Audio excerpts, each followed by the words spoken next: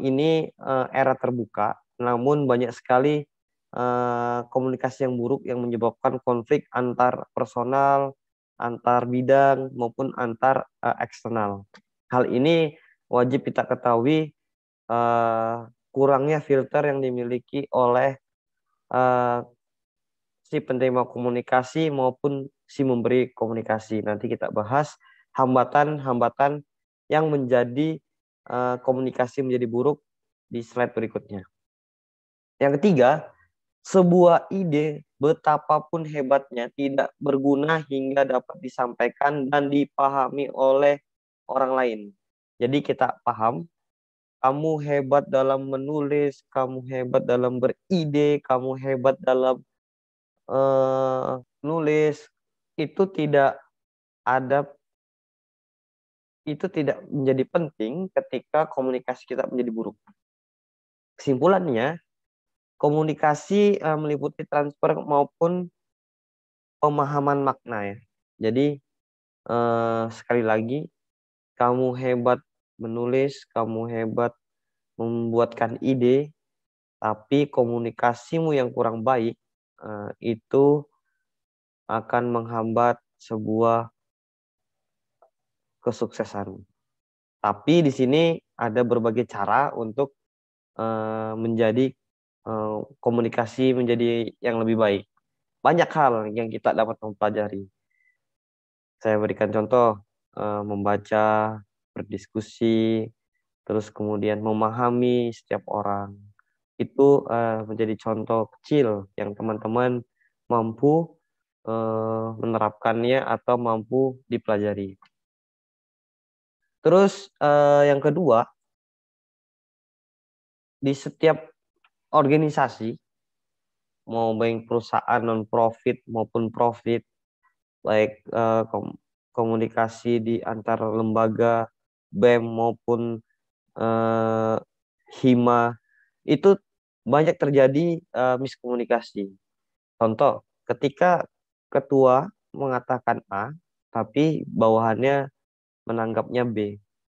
Nah, di sini adanya miskomunikasi yang tidak terjalin antara si ketua dan si anggota.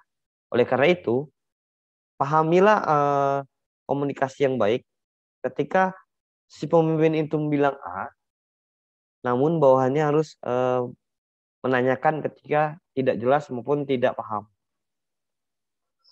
Artinya, komunikasi itu bisa berjalan ketika bilang A, bawahannya bilang C. Itu tidak benar.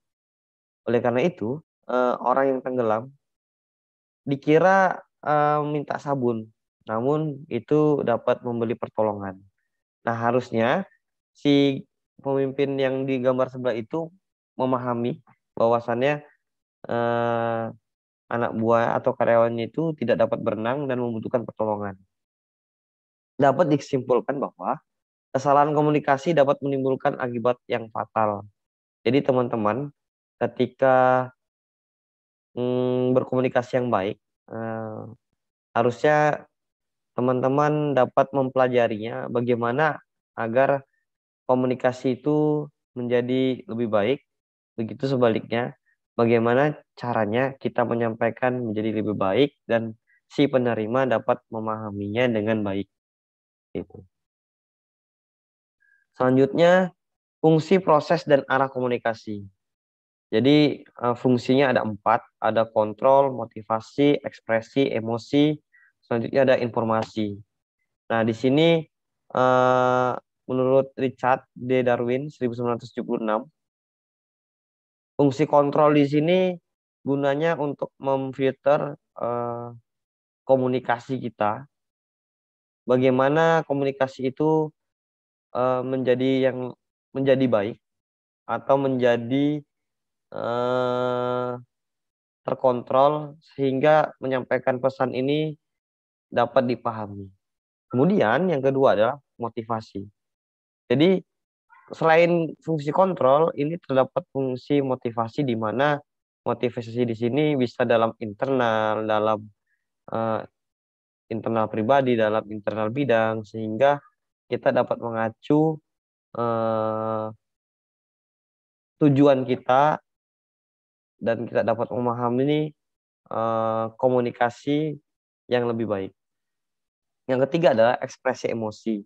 Nah, jadi dalam komunikasi ini juga kita dapat melihat ekspresi emosi dari sifat atau karakter yang dimiliki seseorang. Nah, yang keempat adalah informasi. Nah, jadi informasi ini dalam berkomunikasi ini sangat penting. Terkadang juga mungkin kurang paham, tapi dapat ditambah-tambahi, dan mungkin tidak paham, tapi menjadi akan ditambah-tambahi paham. Nah, itu akan kelihatan. Maklum ya, jika ketika teman banyak informasi yang masuk di dalam, tapi seharusnya kita juga bisa memfilter komunikasi eh, informasi yang apa yang kita bisa dapatkan, apa yang tidak perlu kita bicarakan terhadap seseorang tersebut. Jadi di sini informasi yang sudah banyak masuk, terus kemudian kita lupa menyampaikan atau salah sebut, itu hal yang wajar. Akan tetapi di sini seusaha mungkin, sebisa mungkin kita dapat eh, mengkomunikasikan informasinya itu secara nyata, fakta, dan benar.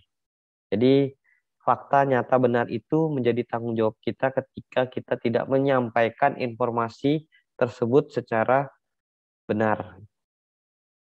Slide selanjutnya adalah eh, arah komunikasi ya. Jadi arah komunikasi ini saya golongkan menurut sumber RI Shipson 1959, terdapat tiga bagian, yang mana arah komunikasi ke bawah itu contohnya instruksi, arahan, kerja, informasi kebijakan, dan prosedur kerja. Itu arah komunikasi ke bawah. Arah komunikasi ke atas, contohnya feedback atau kuesioner penelitian.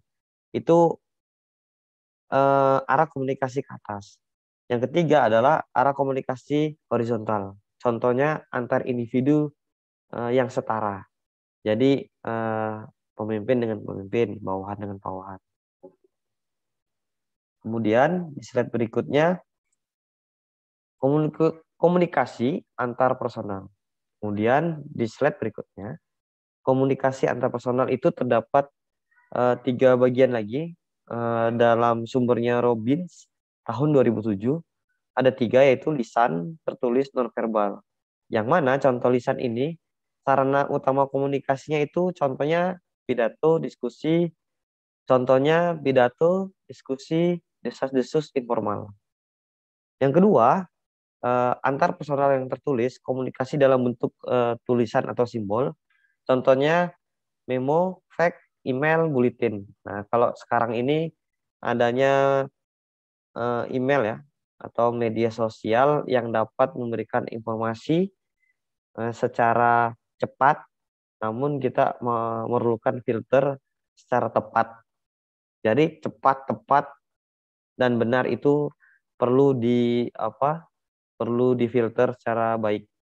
Yang ketiga, antar personal nonverbal, pelengkap komunikasi, meliputi gerak tubuh, intonasi, mimik, jarak fisik. Nah, jadi bisa diketahui komunikasi antar personal itu dalam nonverbal kita bisa mengetahui gerakan tubuh, mimik tubuh, suka atau tidak suka itu pasti kelihatan. Teman-teman bisa membacanya di dalam kehidupan sehari-hari, pasti memahaminya. Selanjutnya, komunikasi dalam organisasi itu terbagi menjadi 4 ya. Yang pertama formal, jaringan rantai. Yang kedua jaringan roda. Yang ketiga adalah seluruh saluran. Nah, di sini artinya formal, jaringan rantai ini contohnya adalah antara ketua, pimpinan, sampai bawahannya.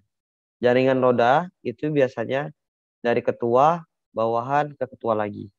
Jaringan saluran, sekali lagi, dalam formal terbagi seluruh saluran yang contohnya semuanya dapat mengkomunikasikan.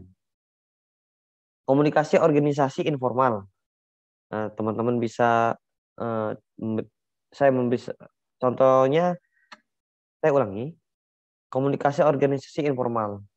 Nah, jadi itu biasanya ngobrol-ngobrol, itu contohnya. Komunikasi antar sesama ngobrol, itu contohnya. Terus komunikasi organisasi berbantuan komputer. Nah, sekarang ini eranya revolusi industri 4.0, itu banyak banget ya contohnya ya. Ada email, ada internet, video conference, Zoom, Gmeet. Nah, itu membutuhkan komunikasi berbantuan komputer.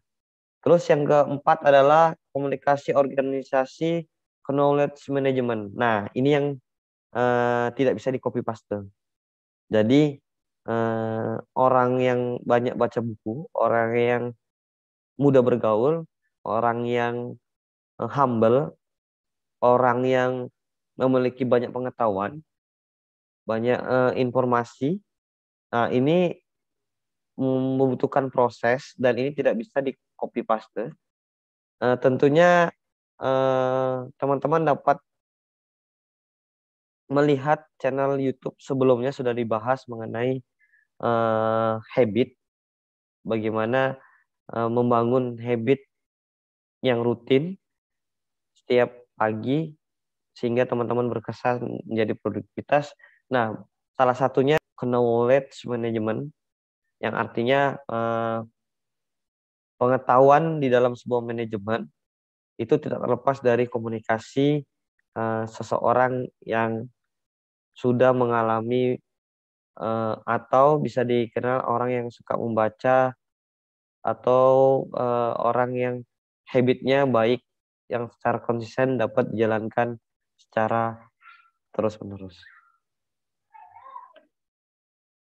Slide berikutnya adalah pemilihan saluran komunikasi. Jadi teman-teman bisa lihat